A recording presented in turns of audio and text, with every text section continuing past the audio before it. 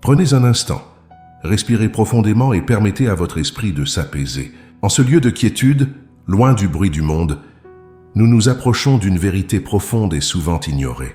Peut-être ressentez-vous dans votre vie le poids d'une lutte qui ne semble pas être la vôtre, une tristesse inexpliquée, un cycle de défaites qui se répète malgré tous vos efforts, votre foi et vos prières.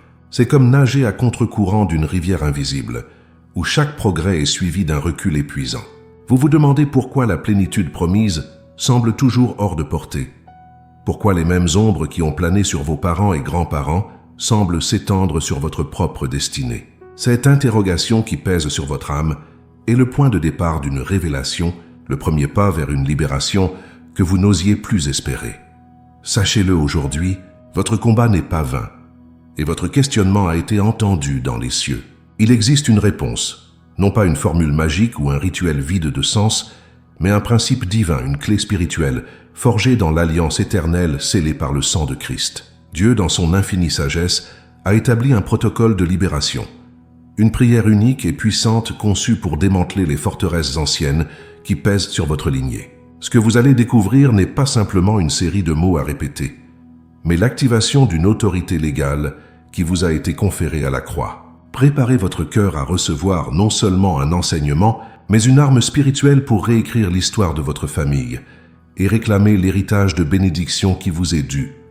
Voici la prière de rupture, l'instrument divin qui sera votre arme et votre déclaration au cours des 12 prochains jours. Ce n'est pas une simple récitation, mais un acte juridique prononcé devant le tribunal des cieux.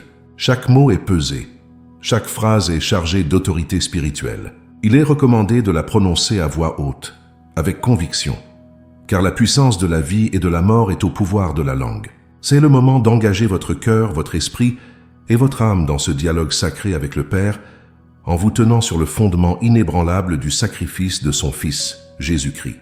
Cette prière est le point de contact entre votre foi et la puissance surnaturelle de Dieu, le canal par lequel la grâce libératrice va s'écouler dans les racines mêmes de votre arbre généalogique pour le purifier et le restaurer. La prière commence par un acte d'humilité et d'identification. Devant le trône de la grâce, nous reconnaissons les portes qui ont été ouvertes par les générations passées. Vous direz donc avec un cœur sincère, « Père céleste, je viens devant toi au nom de Jésus-Christ. Je me tiens dans la brèche pour ma famille, pour ma lignée paternelle et maternelle. Je confesse et je reconnais les péchés de mes ancêtres, les iniquités, les transgressions, l'idolâtrie, la sorcellerie, l'occultisme, la perversion, la haine, le meurtre, la cupidité, l'injustice et toute forme de rébellion contre toi et ta parole. Je ne prends pas leur culpabilité, mais je reconnais le droit légal que ces actes ont donné à l'ennemi sur ma lignée. Conformément à ta parole, je me repens pour eux et je te demande pardon, Seigneur, pour toutes ces portes ouvertes qui ont permis à la malédiction d'entrer et d'opérer. Maintenant, avec l'autorité que Christ nous a donnée, nous procédons à la renonciation formelle. C'est un acte de volonté où vous séparez consciemment votre destinée de celle dictée par le passé. Déclarez avec force, au nom de Jésus-Christ, je renonce à tout pacte, alliance, vœu ou serment fait par mes ancêtres avec les ténèbres, qu'ils en aient eu conscience ou non. Je renonce à toute malédiction de pauvreté, de maladie, de destruction, de divorce, de rejet, de peur, d'addiction et de mort prématurée. Je me sépare et je sépare ma descendance de toute association avec des esprits familiers, des esprits guides ou toute entité démoniaque qui a été transmise de génération en génération. Je choisis aujourd'hui de me déconnecter de tout héritage de ténèbres. Le sang de Jésus est l'agent purificateur suprême, capable d'effacer toute trace de péché et de briser toute réclamation légale de l'ennemi. C'est par ce sang que nous sommes rachetés de la malédiction. Visualisez ce sang précieux coulant sur votre histoire familiale et priez ainsi « Père, j'invoque maintenant la puissance du sang de Jésus-Christ sur ma vie et sur toute ma lignée. Que le sang de l'agneau sans défaut lave mon ADN spirituel. Qu'il purifie les fondations de ma famille. Je proclame que par le sang de Jésus, toute accusation portée contre moi et ma maison dans les cours célestes est effacée. Le prix a été payé en totalité à la croix. Le sang de Jésus parle d'une meilleure chose que le sang d'Abel. Il ne crie pas vengeance, mais miséricorde, rédemption et justification. Après avoir purifié le terrain, nous passons à l'acte d'autorité, annulant les décrets maléfiques.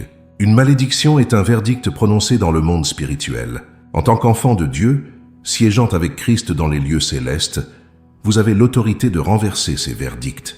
Proclamez avec audace, au nom puissant de Jésus-Christ, par l'autorité qui m'est conférée en tant qu'héritier du royaume, j'annule, je brise, et je déclare sans effet toute malédiction prononcée, écrite ou activée contre ma lignée. Je brise tout décret de souffrance, tout cycle d'échec, toute parole négative qui a fonctionné comme une loi spirituelle sur ma famille.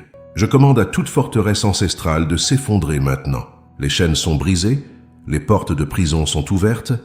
La rupture de la malédiction doit être suivie de l'expulsion des entités qui l'administraient. Ces esprits n'ont plus le droit légal de rester. C'est un ordre d'expulsion fondé sur la victoire de Christ. Commandez fermement. Esprit de pauvreté, esprit d'infirmité, esprit de peur, esprit de division, esprit de mort, et tout autre esprit lié à ces malédictions héréditaires, je vous lie au nom de Jésus-Christ. Votre mission est terminée. Votre droit légal a été révoqué par le sang de l'agneau. Je vous ordonne de quitter ma vie, ma maison, mes finances, ma santé, mon mariage et mes enfants immédiatement. Allez dans les lieux arides que le Seigneur Jésus vous a désignés et ne revenez jamais. Ma famille et moi sommes libérés. Le vide laissé par les ténèbres doit être rempli par la lumière et la bénédiction de Dieu. C'est l'étape de la réclamation de votre véritable héritage. Au lieu de la malédiction, vous allez maintenant semer prophétiquement la bénédiction. Déclarez avec foi.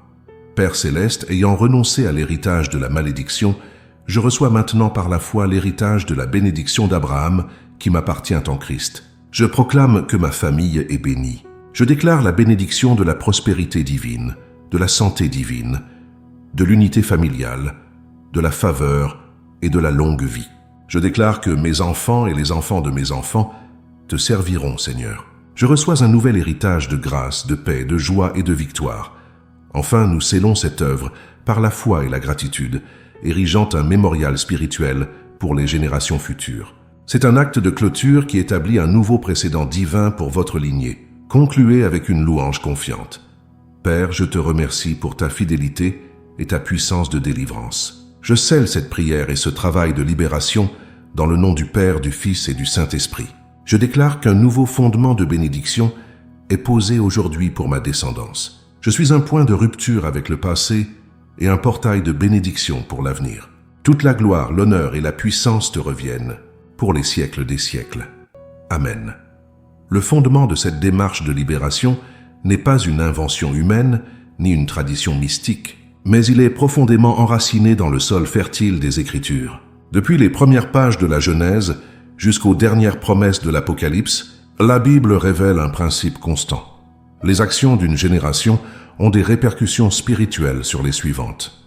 Dans le livre de l'Exode, au cœur même des 10 commandements, Dieu se présente comme un Dieu jaloux qui punit l'iniquité des pères sur les enfants jusqu'à la 3e et à la 4e génération de ceux qui le haïssent. Cette déclaration n'est pas une menace arbitraire, mais la révélation d'une loi spirituelle.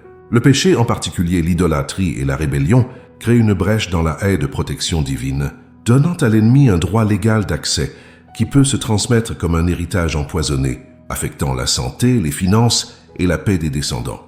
Cependant, cette même loi spirituelle qui transmet la malédiction est éclipsée par une loi supérieure et infiniment plus puissante, la loi de la miséricorde. Le même verset de l'Exode se poursuit en promettant de faire miséricorde, jusqu'à 1000 générations à ceux qui aiment Dieu et gardent ses commandements.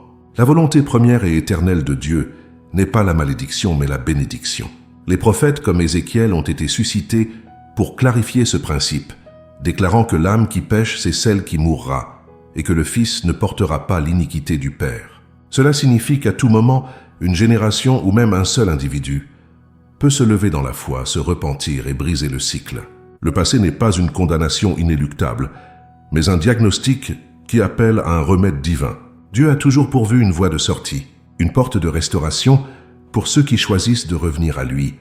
La prière de rupture que vous entreprenez trouve son modèle dans les intercessions des plus grands hommes de Dieu de la Bible. Face au châtiment et à l'exil de son peuple, le prophète Daniel ne s'est pas contenté de prier pour lui-même. Dans une prière poignante, il s'est identifié au péché de ses ancêtres, confessant « Nous avons péché, nous avons commis l'iniquité. Nous avons été méchants et rebelles. Nous nous sommes détournés de tes commandements. » De même, Néhémie, le cœur brisé devant les ruines de Jérusalem, a confessé les péchés des enfants d'Israël que nous avons commis contre toi. Moi et la maison de mon père, nous avons péché.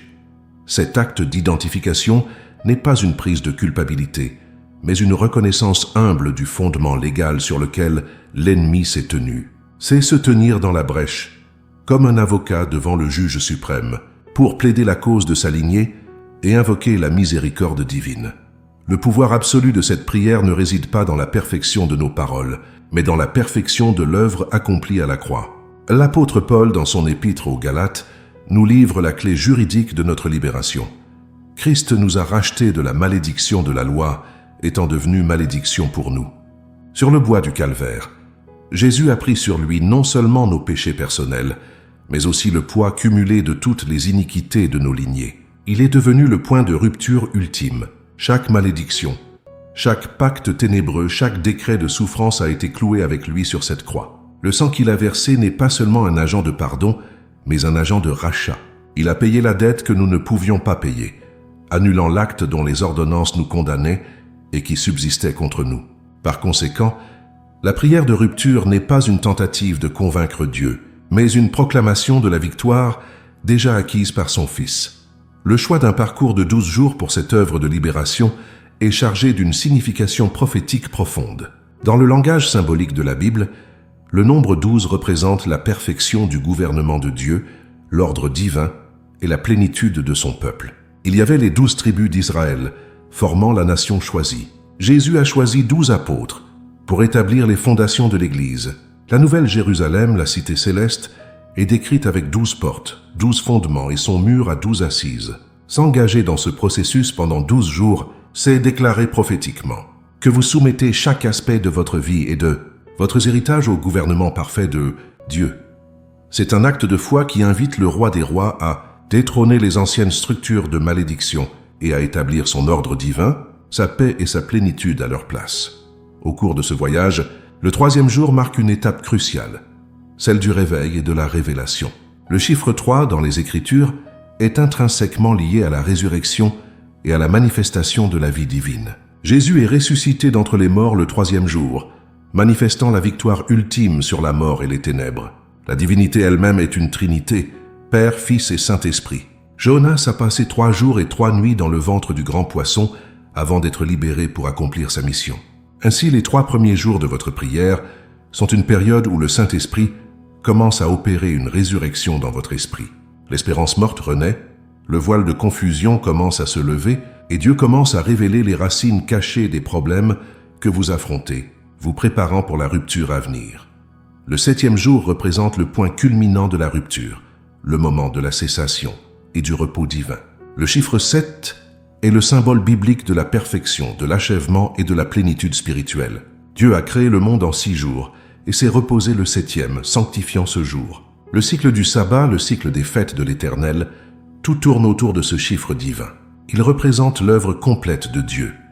Atteindre le 7e jour de ce processus signifie que la structure centrale de la malédiction, son pouvoir actif et continu, est brisée par l'intervention parfaite de Dieu.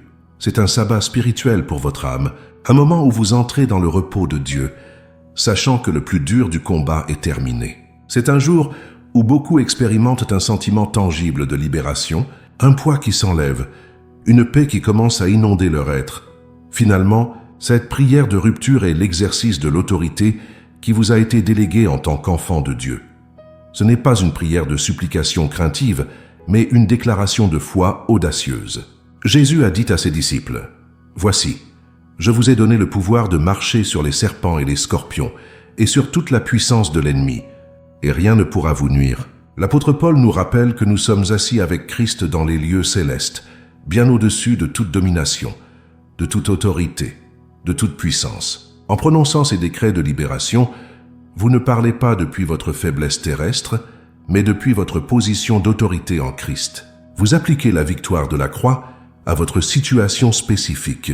Vous agissez en tant qu'ambassadeur du royaume des cieux, faisant respecter les lois de ce royaume sur la terre de votre vie et de votre lignée. Au-delà de la simple récitation de paroles, la prière de rupture que vous avez entreprise est l'activation d'une clé spirituelle cachée, un protocole divin qui opère selon des lois immuables du royaume de Dieu. L'univers spirituel n'est pas un domaine de chaos et d'arbitraire. Il est gouverné par des principes, des lois et des alliances. Dieu est un Dieu d'ordre. De la même manière qu'il a établi des lois physiques qui régissent la création, il a établi des lois spirituelles qui régissent l'interaction entre la lumière et les ténèbres, la bénédiction et la malédiction. Ce parcours de 12 jours n'est donc pas une formule magique, mais l'application délibérée et ciblée d'un principe céleste pour déverrouiller une liberté qui vous a été acquise de toute éternité, mais qui doit être saisie par la foi et l'obéissance. Le cœur de ce mystère réside dans la compréhension de la puissance d'une alliance. Dans le monde biblique, une alliance est un accord sacré, un pacte contraignant scellé par un serment et souvent par un sacrifice.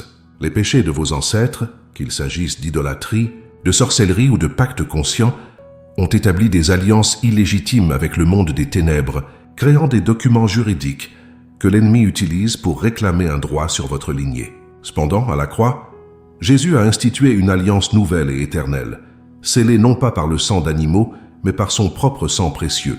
Cette alliance supérieure annule et rend caduque toute alliance inférieure.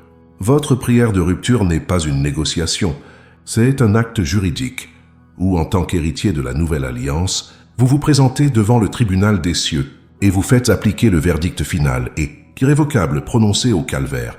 Le choix du nombre 12 comme cadre temporel de ce processus est une déclaration prophétique en soi. 12 est le chiffre du gouvernement parfait de Dieu, de l'ordre apostolique et de la plénitude de son peuple. Les 12 tribus d'Israël formaient la structure gouvernementale de la nation élue. Les 12 apôtres sont les piliers fondateurs de l'Église. La Nouvelle Jérusalem est décrite avec 12 portes et 12 fondements, symbolisant sa perfection éternelle et son administration divine.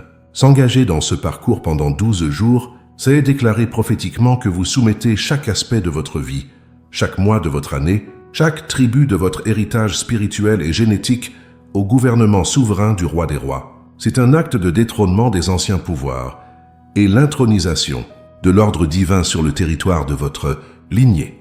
Les 3 premiers jours de ce voyage constituent la phase cruciale du réveil et de la révélation, car le chiffre 3 est indissociable de la résurrection et de la manifestation divine. Tout comme Jésus est sorti du tombeau le 3e jour, ces premiers jours sont destinés à faire sortir de l'ombre les causes profondes de votre servitude.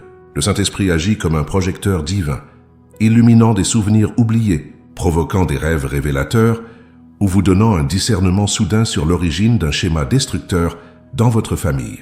Ce n'est pas un processus douloureux d'accusation, mais un acte de miséricorde. Dieu doit d'abord exposer la racine de la maladie pour pouvoir l'extraire complètement. Le brouillard spirituel se lève et l'espérance qui était peut-être morte commence à ressusciter dans votre cœur. Le 7e jour marque un tournant décisif, la rupture centrale. Le chiffre 7, dans toute l'Écriture, symbolise l'achèvement divin, la perfection et le repos. C'est le jour où Dieu s'est reposé de son œuvre de création, le jour du sabbat. Spirituellement, au 7e jour de votre consécration, la puissance active et continue de la malédiction est brisée.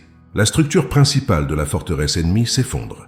Ce n'est pas encore la fin du nettoyage, mais c'est la fin de la guerre ouverte. C'est un sabbat pour votre âme, un moment où vous cessez de lutter par vos propres forces et vous entrez dans le repos de la victoire de Christ. Beaucoup témoignent d'un soulagement tangible à ce stade, un poids physique et émotionnel qui se lève, remplacé par une paix qui surpasse toute compréhension et qui commence à monter la garde autour de leur cœur. Le 12e jour représente l'aboutissement et le sceau du nouvel héritage. Si le 7e jour brise le pouvoir de la malédiction, le 12e jour établit le règne de la bénédiction. C'est l'achèvement du cycle du gouvernement divin. L'ancien décret de souffrance est non seulement annulé, mais il est remplacé par un nouveau décret de vie, de santé et de prospérité, scellé pour les générations à venir. C'est à ce moment que vous passez du statut de personne libérée à celui de libérateur, un point de rupture avec le passé et un portail de bénédiction pour l'avenir. Le terrain qui a été nettoyé est maintenant consacré et un nouveau fondement est posé sur lequel vos descendants pourront construire un héritage de justice, de paix et de joie dans le Saint-Esprit. Ce processus de libération est l'application directe des promesses divines contenues dans la parole. Dieu a promis dans le livre de Joël qu'il rendrait les années que la sauterelle a dévorées. Il a promis par le prophète Ésaïe qu'au lieu de votre honte, vous aurez une double portion d'honneur. La prière de rupture est le moyen par lequel vous appropriez ces promesses par la foi. Vous ne demandez pas à Dieu de faire quelque chose de nouveau. Vous lui demandez d'honorer la parole qu'il a déjà donnée et d'accomplir l'œuvre que Christ a déjà achevée. Chaque déclaration que vous faites est un amen à une promesse divine, un acte de foi qui attire la réalité du ciel sur la terre de votre vie. Comprendre ces clés spirituelles transforme radicalement votre approche de la prière. Vous ne priez plus comme une victime espérant un secours, mais comme un héritier faisant valoir ses droits. Vous ne frappez plus au hasard dans les ténèbres, mais vous utilisez des clés spécifiques pour ouvrir des portes précises. Cette connaissance vous confère une autorité et une confiance nouvelles. Elle vous révèle que vous n'êtes pas un simple spectateur dans le drame de votre vie, mais un acteur puissant, un co-ouvrier avec Dieu, mandaté pour faire respecter les termes de la victoire de Christ sur chaque territoire que l'ennemi a illégalement occupé. C'est cette intelligence spirituelle qui transforme la lutte en une marche triomphale. La mise en pratique de ce protocole divin requiert plus qu'une simple adhésion intellectuelle.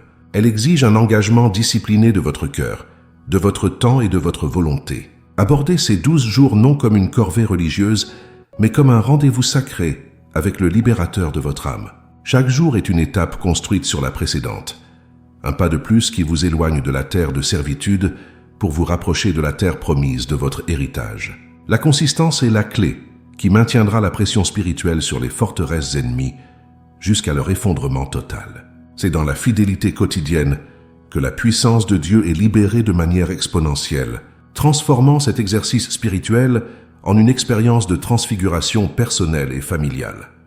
Pour une efficacité maximale, il est conseillé de choisir un moment précis, chaque jour, un créneau horaire que vous consacrerez exclusivement à cette rencontre divine.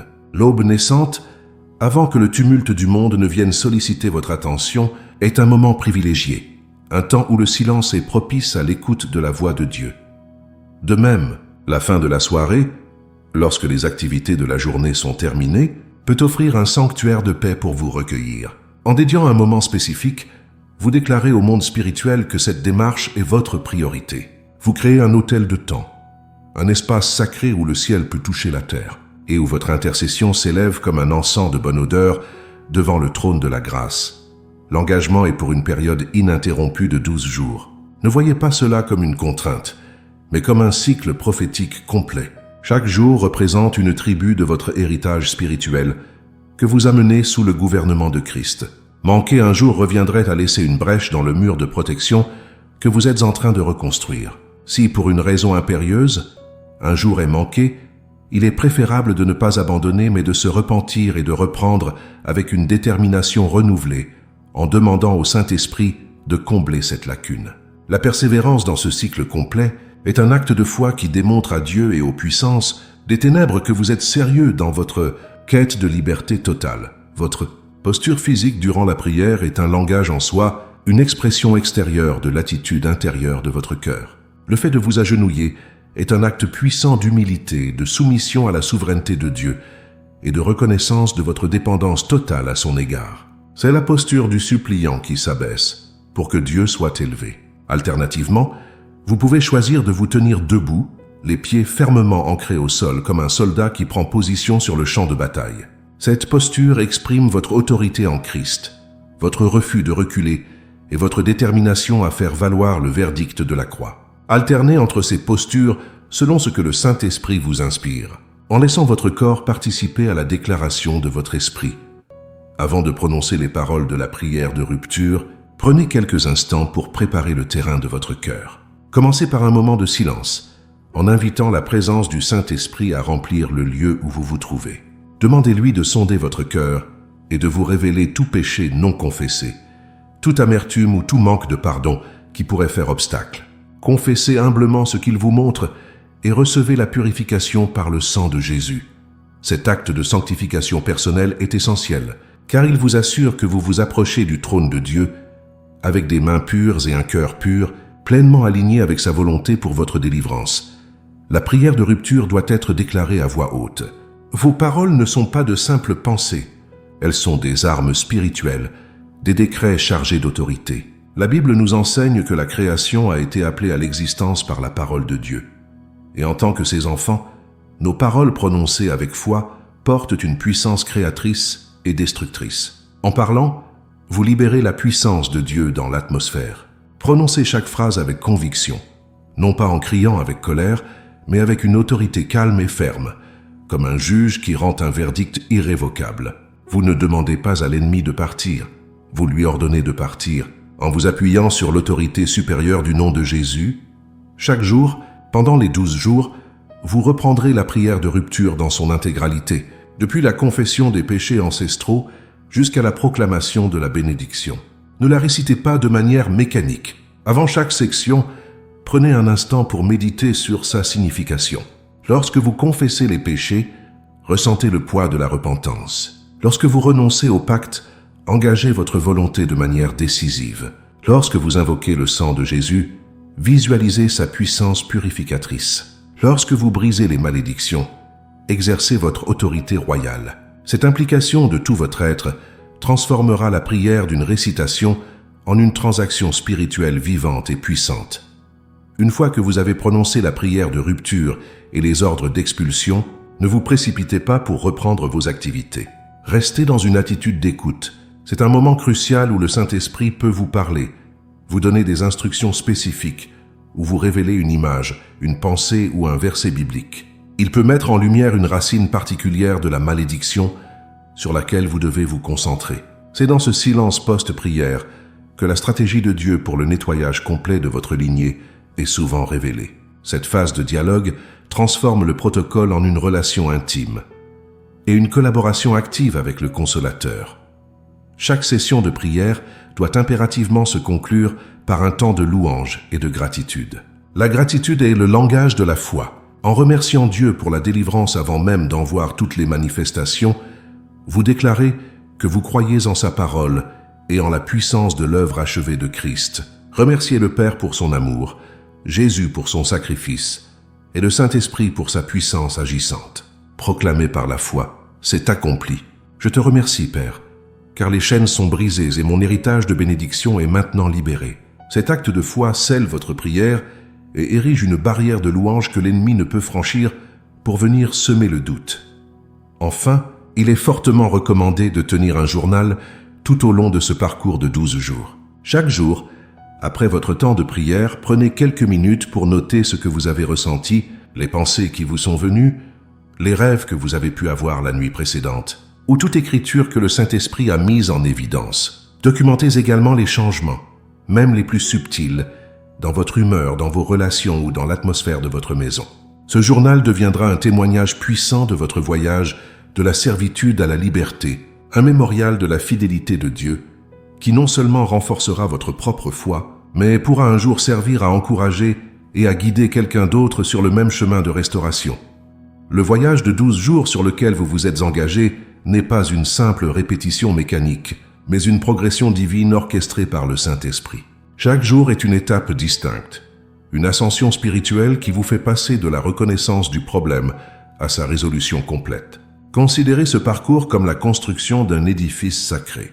Les premiers jours posent les fondations dans la repentance. Les jours intermédiaires érigent les murs de la délivrance par l'autorité. Et les derniers jours placent le toit de la bénédiction, scellant l'œuvre pour l'éternité. Chaque aube apporte sa propre part de travail et sa propre manifestation de la grâce, transformant ce qui a commencé comme une prière de désespoir en un chant de triomphe. Les 2 premiers jours sont consacrés à l'acclimatation spirituelle et au labourage du cœur. C'est une phase de préparation intense où votre esprit s'aligne sur la fréquence du ciel. En confessant les péchés de vos ancêtres, vous ne faites pas que réciter une liste. Vous retournez la terre dure de votre héritage, exposant à la lumière de Dieu les racines amères qui ont étouffé la vie pendant des générations. Durant cette phase initiale, il n'est pas rare de ressentir une résistance. L'ennemi, sentant son territoire menacé, peut tenter de semer le doute ou la lassitude. C'est le signe que votre démarche est prise au sérieux dans le monde spirituel. Persévérez, car c'est en brisant cette première résistance que vous préparez le terrain pour le miracle à venir. Le 3e jour marque une étape prophétique cruciale, celle du réveil. De même que Christ est sorti victorieux du tombeau le troisième jour, une résurrection commence à s'opérer dans votre esprit. Le brouillard spirituel qui a longtemps obscurci votre compréhension commence à se dissiper. C'est le jour où le Saint-Esprit, le divin révélateur, commence à vous donner des aperçus de la racine du problème. Des souvenirs que vous pensiez oubliés peuvent refaire surface, non pour vous accuser, mais pour vous éclairer.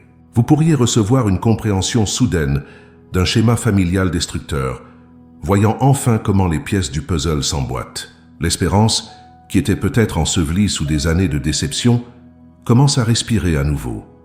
Ces révélations du troisième jour ne sont pas nécessairement des visions spectaculaires.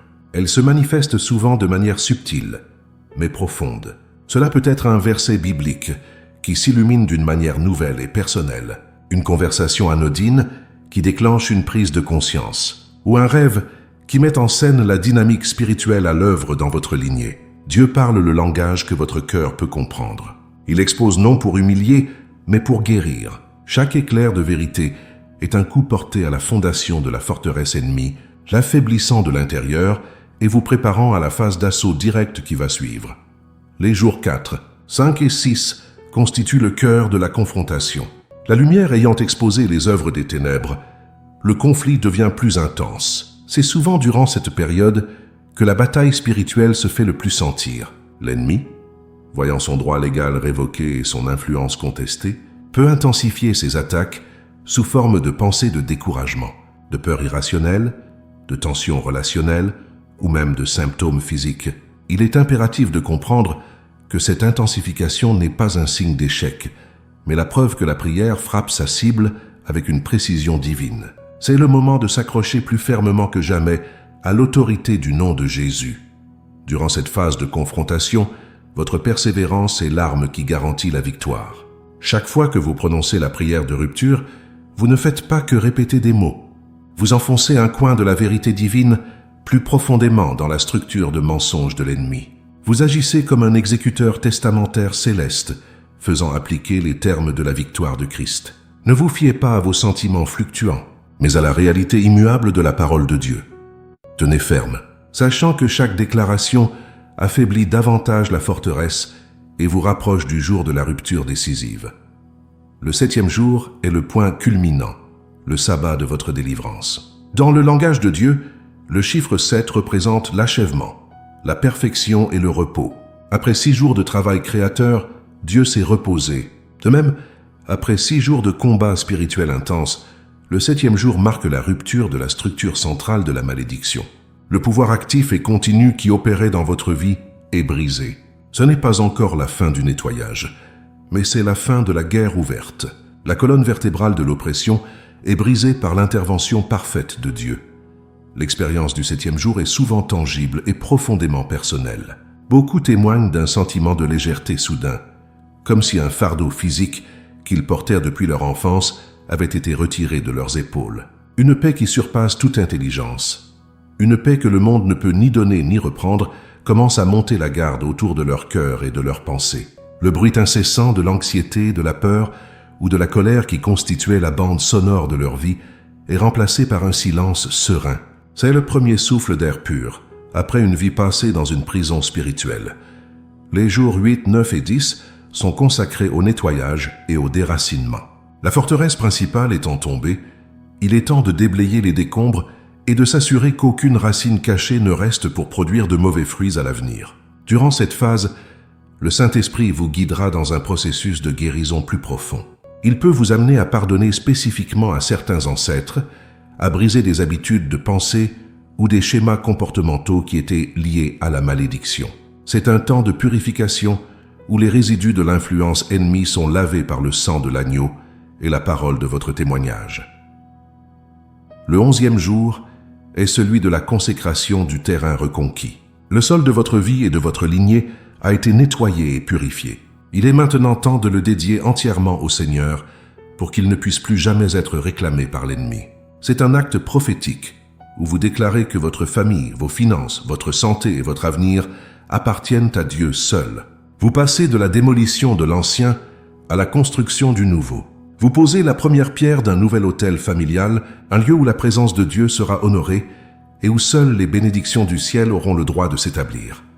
Le 12e jour est l'aboutissement, le sceau du nouvel héritage. Le chiffre 12 symbolise le gouvernement parfait de Dieu et la plénitude de son peuple. En ce jour final, le cycle est complet. L'ancien décret de malédiction est non seulement annulé, mais il est remplacé par un nouveau décret de bénédiction, scellé dans les cours célestes par le sang de l'alliance éternelle. L'œuvre est achevée. Vous n'êtes plus seulement une personne qui a été libérée. Vous êtes maintenant établi comme un libérateur, un point de rupture définitif avec le passé et un portail de bénédiction pour les générations futures. Ce 12e jour n'est pas une fin, mais une inauguration. C'est le début d'une nouvelle ère pour vous et votre descendance. Vous sortez de ce processus non seulement libre, mais équipé. Vous avez appris à manier les armes de l'autorité spirituelle. Vous avez établi une nouvelle fondation sur laquelle vos enfants et les enfants de vos enfants pourront construire un héritage de justice, de paix et de joie dans le Saint-Esprit. La prière est terminée, mais la marche dans la bénédiction ne fait que commencer. Vous êtes désormais un témoignage vivant de la puissance rédemptrice de Christ, une lettre écrite par Dieu, lue et connue de tous les hommes.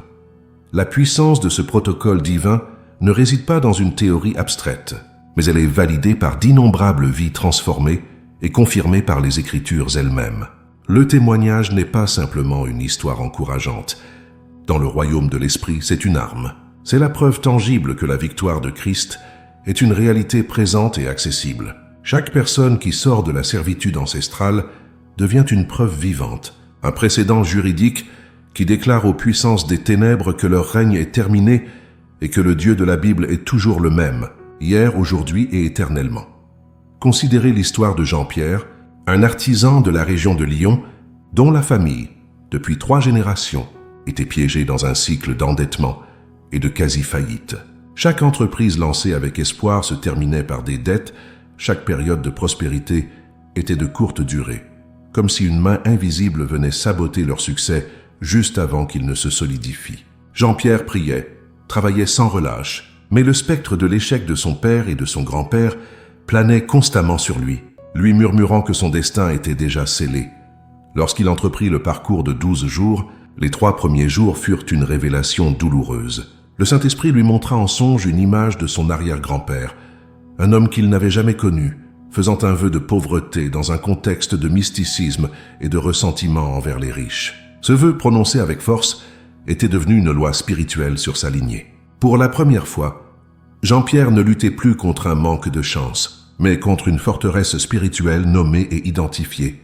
Le 7e jour, alors qu'il prononçait la prière de rupture, une paix profonde et surnaturelle inonda son atelier. C'était plus qu'une émotion, c'était la certitude intérieure que le pouvoir de cette ancienne parole avait été brisé. Dans les mois qui suivirent, le changement fut progressif mais radical. Des idées créatives pour son entreprise affluèrent, des portes de marché qu'il n'aurait jamais imaginé s'ouvrirent, et une sagesse nouvelle dans la gestion de ses finances remplaça l'anxiété chronique. Aujourd'hui, son entreprise est non seulement stable, mais elle est devenue une source de bénédiction pour ses employés et sa communauté. Un témoignage que le sang de Jésus a annulé le vœu de pauvreté pour le remplacer par l'héritage de la prospérité d'Abraham. Pensez aussi à Nathalie, une jeune femme de Marseille, dont la lignée maternelle était marquée par une tristesse profonde, une dépression qui se transmettait comme un héritage empoisonné, conduisant souvent à la dépendance. Elle vivait dans la peur constante de succomber à la même obscurité qui avait volé la joie de sa mère et de sa grand-mère. Malgré sa foi, un voile de mélancolie semblait toujours prêt à s'abattre sur elle, la rendant incapable de maintenir des relations saines ou de poursuivre ses rêves. Pour Nathalie, le voyage de libération fut une bataille pour sa propre âme. Les jours de confrontation, du 4e au 6e, furent intenses, car l'esprit familier de dépression luttait pour conserver son emprise. Mais au 7e jour, alors qu'elle proclamait l'autorité du nom de Jésus sur sa vie, elle sentit littéralement un poids physique se lever de sa poitrine. Pour la première fois depuis son enfance, elle put respirer librement, sans la menace imminente de la tristesse. La paix qui suivit n'était pas l'absence de problème, mais la présence tangible du prince de la paix. Au 12e jour, Nathalie ne se sentait pas seulement guérie, mais mandatée. La joie du Seigneur est devenue sa force, remplaçant la mélancolie héréditaire.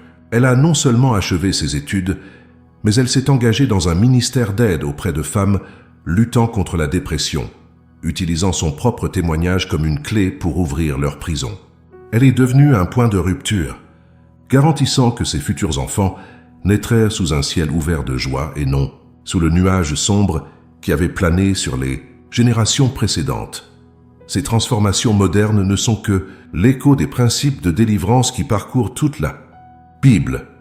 Prenons l'exemple de Gédéon, qui se cachait dans le pressoir, accablé par un esprit de pauvreté et de peur qui paralysait toute sa nation. Il croyait au mensonge que sa famille était la plus pauvre et qu'il était le plus petit. C'était une malédiction générationnelle d'oppression. L'intervention de Dieu dans sa vie a commencé par une rupture de cette mentalité. En l'appelant vaillant héros, Dieu a annulé la parole de malédiction et a activé sa véritable identité, le transformant d'une victime en un libérateur pour tout Israël. Considérez la prière de Jabez, un homme dont le nom même signifiait douleur, une malédiction prononcée sur lui dès sa naissance. Il aurait pu accepter son sort comme une fatalité, mais il a choisi de se lever et de prier une prière de rupture audacieuse. Il a demandé à Dieu de le bénir, d'étendre ses limites, de garder sa main sur lui et de l'éloigner du malheur. La Bible déclare simplement « Et Dieu lui accorda ce qu'il avait demandé ». En une seule prière, il a réécrit son histoire, annulant la malédiction de son nom et établissant un nouvel héritage de bénédiction. Nous voyons également ce principe à l'œuvre dans la vie de la femme à la perte de sang. Pendant 12 longues années, un nombre prophétique, elle a vécu sous une triple malédiction: la maladie physique, la ruine financière et l'isolement social. Sa condition était une forteresse apparemment imprenable. Pourtant, un seul acte de foi désespéré, celui de toucher le bord du vêtement de Jésus, a suffi à briser ce cycle de 12 ans.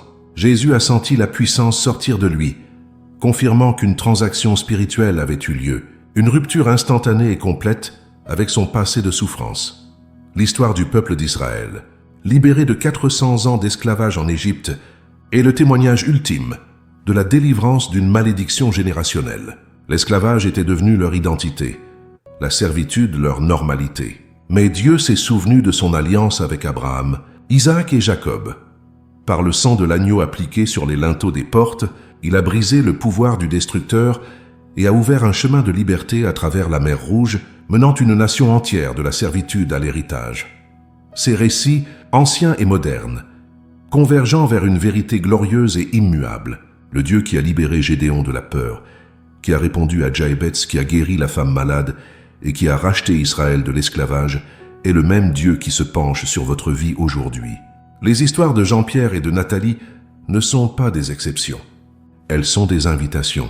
Elles sont la preuve que votre nom peut être le prochain à être ajouté à la grande nuée de témoins. Votre vie est destinée à devenir un témoignage, non pas de la puissance du passé, mais de la puissance infiniment supérieure du sang de Jésus-Christ. Lorsque le 12e jour s'achève et que la dernière parole de la prière de scellement s'élève vers les cieux, quelque chose d'irréversible se produit dans le domaine de l'esprit. Ce n'est pas simplement la fin d'un cycle de prière, mais l'inauguration d'une ère nouvelle. L'atmosphère spirituelle autour de l'individu et de sa maison change de densité, passant de l'oppression à la liberté, de la lourdeur à la légèreté. Un silence sacré s'installe, là où régnait le bruit des accusations de l'ennemi. Le tribunal céleste a non seulement annulé l'ancien décret de malédiction, mais il a ratifié et scellé un nouveau contrat d'alliance, un testament de bénédiction écrit avec le sang de l'agneau. Et ce document est désormais la seule constitution légale qui régit la destinée de la lignée. Sur les décombres des anciennes forteresses ancestrales, une nouvelle fondation est désormais posée, non par la main de l'homme, mais par la main de Dieu lui-même. Cette fondation est Christ, la pierre angulaire. Chaque aspect de la vie qui était construit sur le sable mouvant de l'héritage maudit est maintenant reconstruit sur le roc inébranlable de la parole de Dieu. L'ADN spirituel de la lignée est lavé et réécrit. Les schémas de pensée toxiques, les prédispositions émotionnelles à la peur ou à la dépression et les inclinations comportementales destructrices qui étaient transmises comme un héritage génétique sont remplacés par les fruits de l'esprit. Une nouvelle nature, celle de Christ, devient le patrimoine dominant. Une muraille de feu divin, une haie de protection impénétrable s'érige autour de la personne et de sa famille. Les brèches par lesquelles l'ennemi avait un accès légal sont maintenant scellés par la puissance du Saint-Esprit. Les attaques qui parvenaient autrefois à frapper leur cible avec une précision dévastatrice se heurtent désormais à un bouclier invisible.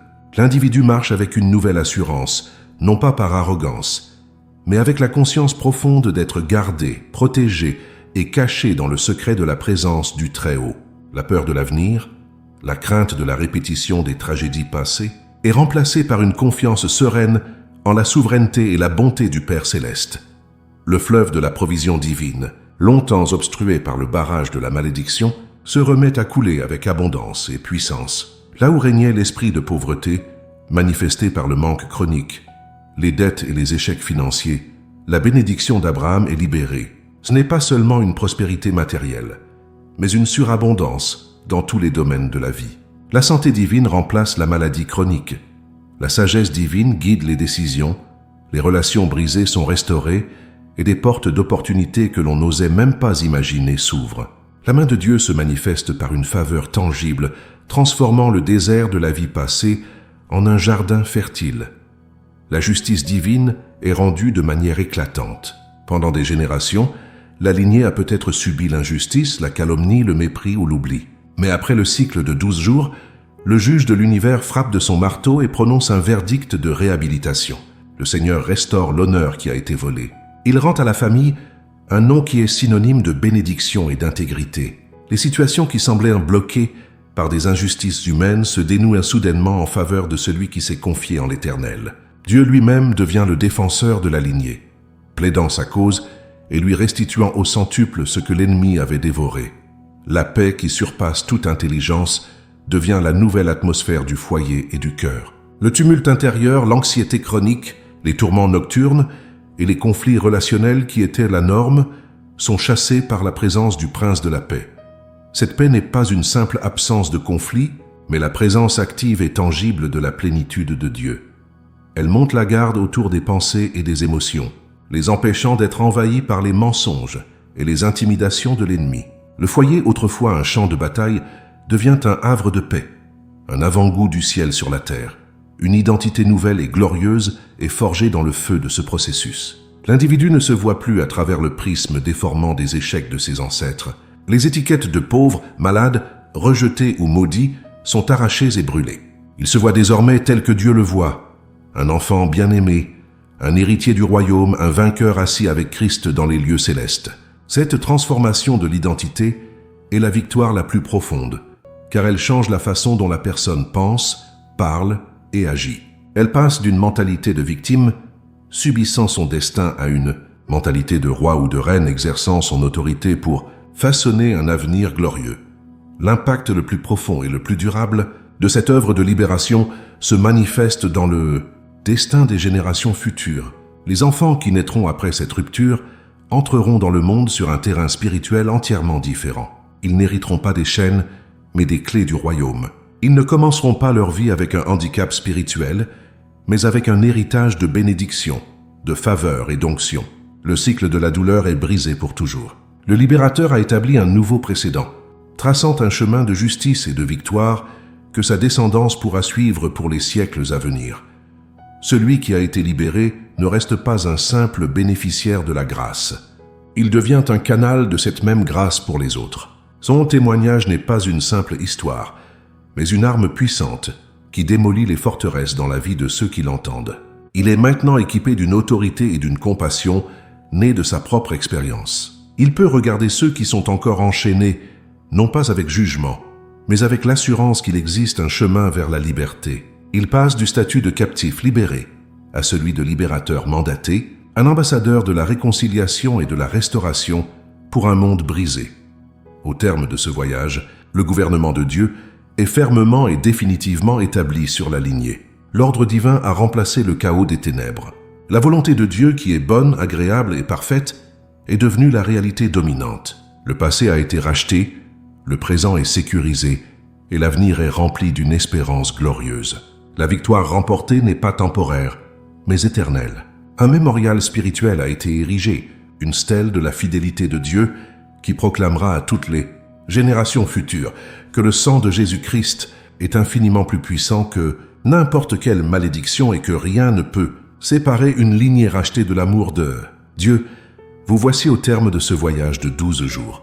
Mais ce que vous ressentez n'est pas une fin, c'est une aurore. Prenez un instant pour regarder en arrière, non pas vers les ombres du passé ancestral, mais vers la personne que vous étiez il y a moins de 2 semaines.